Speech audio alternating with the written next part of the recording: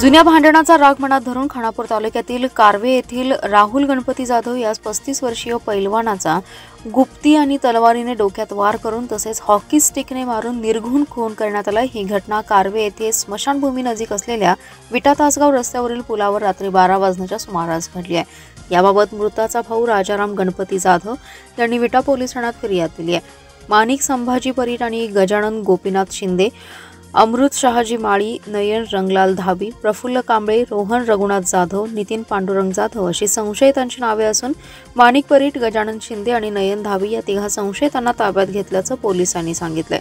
राहुल जाधव आणि संबंधित आरोपी यांच्यात असलेल्या जुन्या भांडणाच्या रागातून संशयितांनी बेकायदेशीर जमाव जमवून शस्त्र बाळगून राहुल जाधव याच्या 4 चाकीच्या काचा फोडल्या, तलवारीने डोक्यात वार करून खून केल्याचं फिर्यादीत म्हटलंय। या घटनेची माहिती मिळताच उपविभागीय पोलीस अधिकारी विपुल पाटील, पोलीस निरीक्षक धनंजय फडतरे यांनी पोलीस फौज फाट्यासह घटनास्थळी दाखल होत घटनास्थळाचा पंचनामा केलाय।